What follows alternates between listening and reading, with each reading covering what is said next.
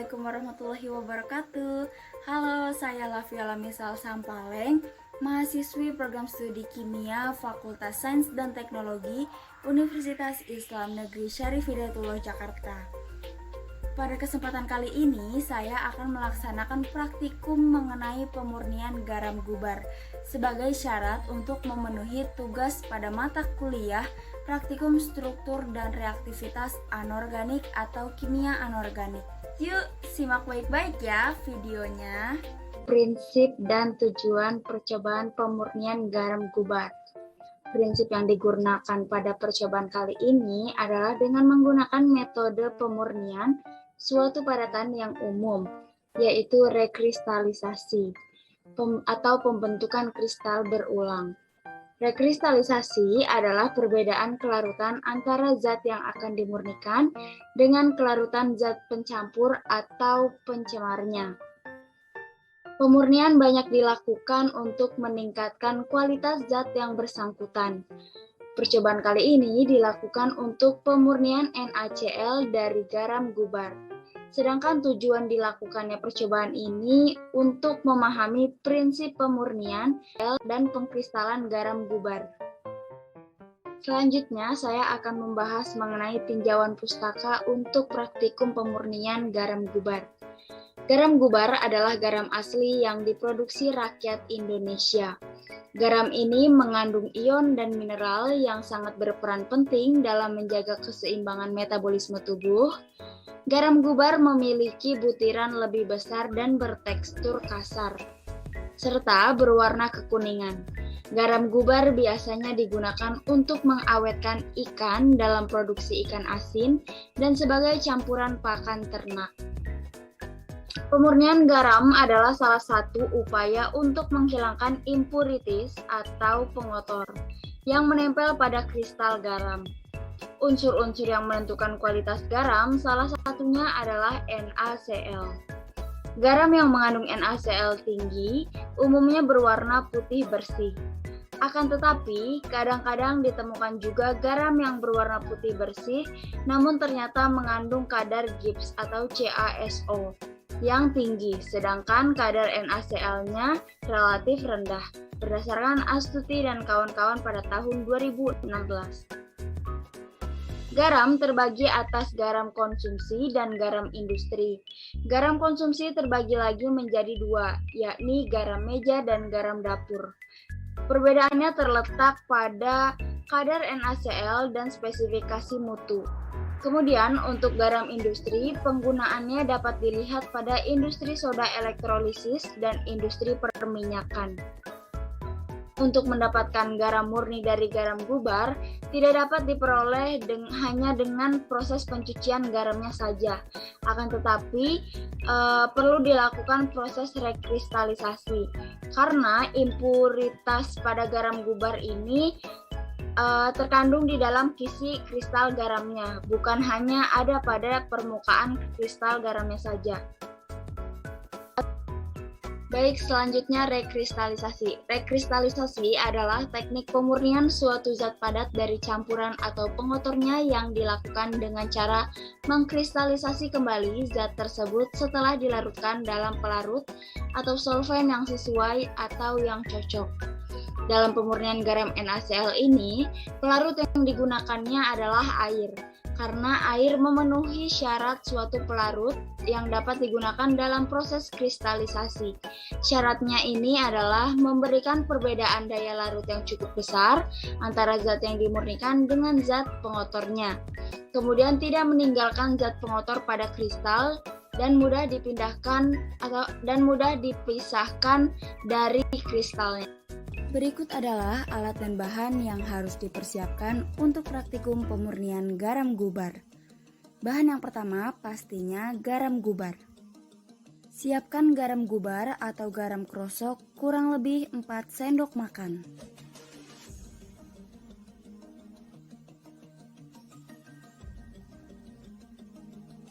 Bahan yang kedua yang harus kita siapkan adalah arang.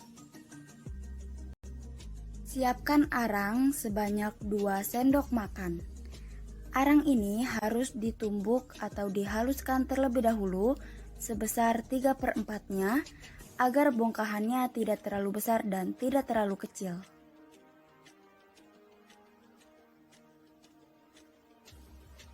Bahan yang ketiga, kita harus menyiapkan air. Air yang kita gunakan pada praktikum kali ini sebanyak 1 gelas.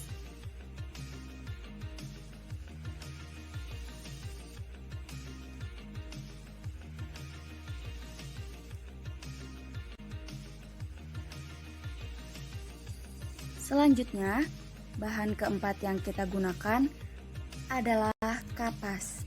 Siapkan 8 lembar atau 8 pieces kapas. Seperti ini tampilannya.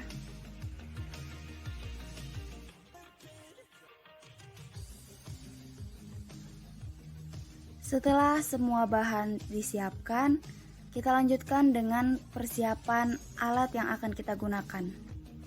Untuk alat yang pertama, siapkan 2 buah sendok makan,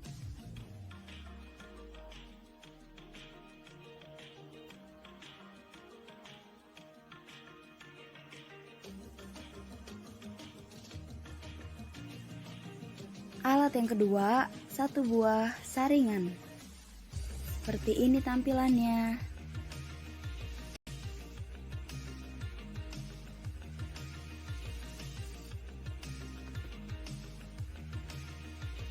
Selanjutnya, 1 buah spatula. Ini dia tampilannya.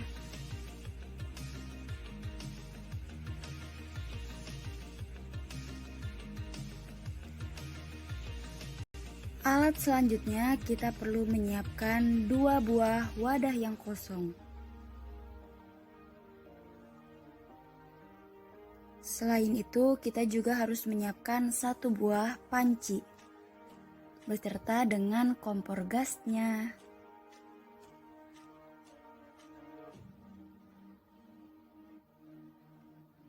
Yuk, kita langsung mulai praktikumnya. Tahap pertama, masukkan 4 sendok makan garam gubar ke dalam wadah.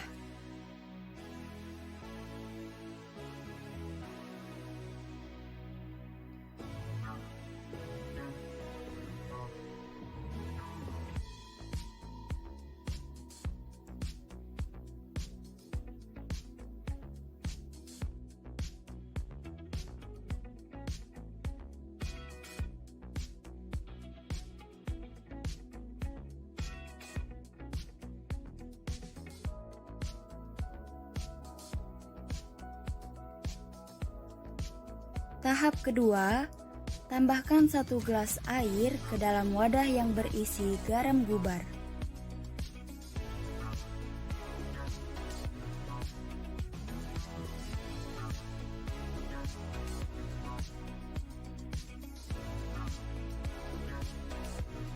Kemudian, lakukan pengadukan hingga air dan garam gubar homogen.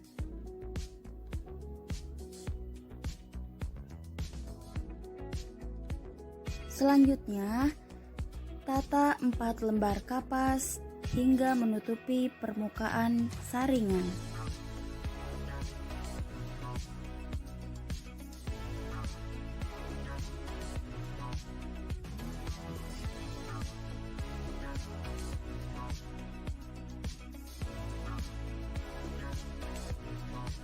Buat hingga tampilannya seperti ini.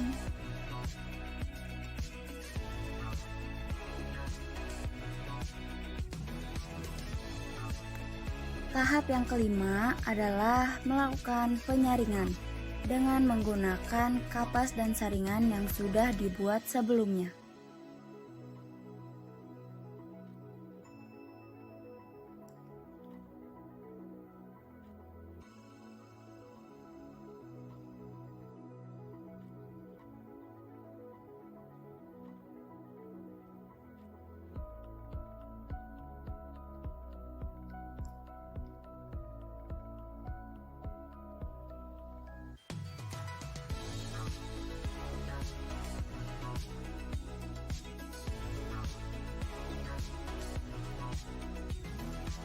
Lakukan penyaringan sedikit demi sedikit agar larutan garam tersebut terfiltrasi secara sempurna.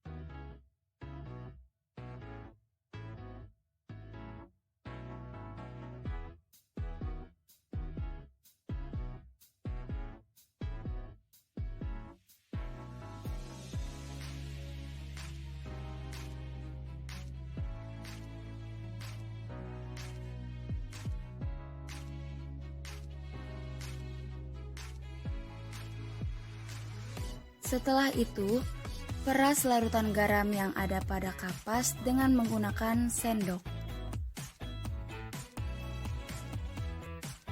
Tahap selanjutnya adalah masukkan 2 sendok arang ke dalam larutan garam yang telah difiltrasi oleh kapas.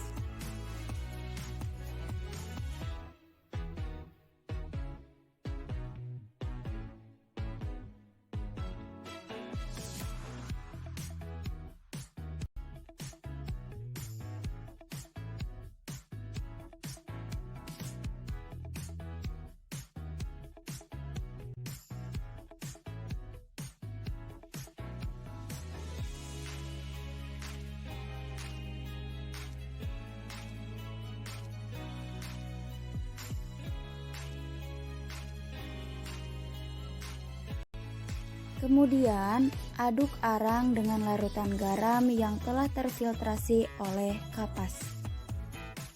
Tahap selanjutnya adalah mentata kembali 4 lembar kapas pada permukaan saringan.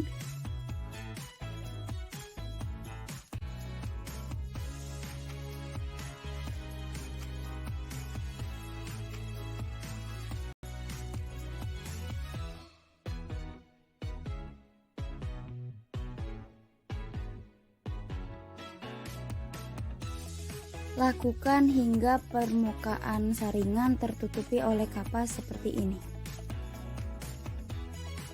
Tahap selanjutnya adalah memfiltrasi atau menyaring campuran dari larutan garam dan arang dengan menggunakan kapas dan saringan.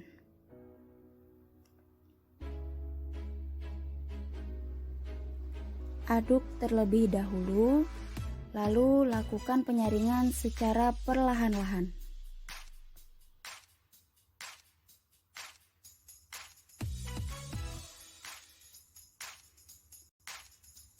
Lakukan sampai larutan garam tersebut habis.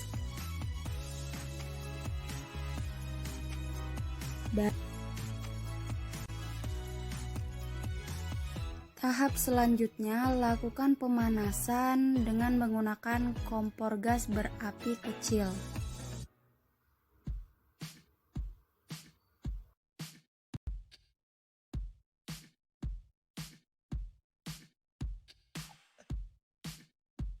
Pemanasan ini dilakukan sampai kadar air menguap dan menyisakan garam yang murni.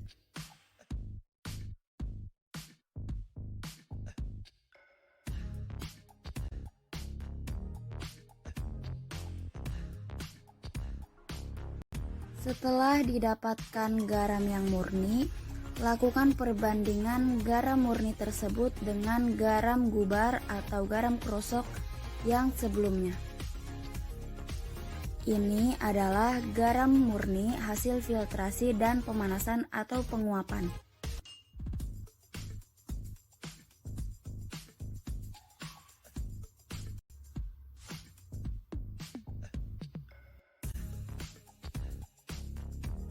Sedangkan ini adalah garam gubar atau garam krosok yang belum mengalami proses rekristalisasi.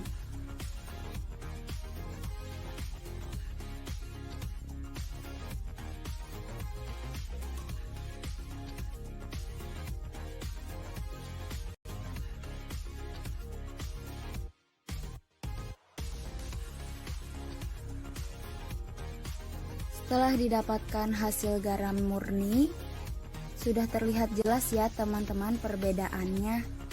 Yuk kita bandingkan sekali lagi. Ini adalah garam hasil pemurnian atau hasil filtrasi,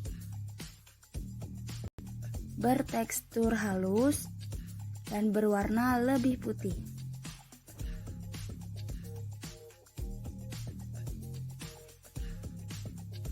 Sedangkan ini adalah garam gubar atau garam krosok yang tidak mengalami filtrasi, bertekstur kasar dan berwarna lebih kekuningan. Baik, selanjutnya setelah kita melakukan metode percobaan, kita akan membahas nih kenapa garam murni yang setelah mengalami proses rekristalisasi itu memiliki warna yang berbeda dan tekstur yang berbeda daripada garam gubar sebelum dimurnikan. Pembahasannya sebagai berikut. Natrium klorida dikenal dengan nama garam dapur atau halid yang merupakan senyawa kimia dengan rumus molekul NaCl. Sebagai komponen utama pada garam dapur, natrium klorida juga sering digunakan sebagai bumbu dan pengawet makanan. Garam dapur merupakan senyawa yang tersusun dari asam kuat HCl dan basa kuat NaOH. Apabila unsur ini direaksikan, maka akan terbentuk NaCl dan H2O. Hasil dari bahan tadi bila disatukan akan membentuk suatu larutan yang disebut dengan larutan garam. Setelah menyiapkan alat dan bahan, masukkan air ke dalam garam gubar yang berwarna kekuningan, lalu aduk hingga homogen. Air berfungsi untuk melarutkan garam gubar agar memudahkan proses penyaringan dan rekristalisasi. Penggunaan pelarut air didasarkan pada kelarutannya, yakni garam mudah larut dengan air. Setelah dilakukan proses pelarutan, maka tahap selanjutnya adalah penyaringan, di mana penyaringan ini bertujuan untuk menyaring kotoran-kotoran yang ada pada garam. Kemudian, masukkan arang ke dalam larutan garam yang telah difiltrasi, lalu aduk sampai homogen. Setelah itu, lakukan penyaringan dengan menggunakan kapas. Baik, pembahasan selanjutnya adalah untuk penambahan arang berfungsi dalam melakukan penyaringan. Hal ini dikarenakan arang mengandung zat karbon aktif yang bekerja dengan cara penyerapan seluruh zat pengotor yang terkandung dalam larutan garam gubar tersebut.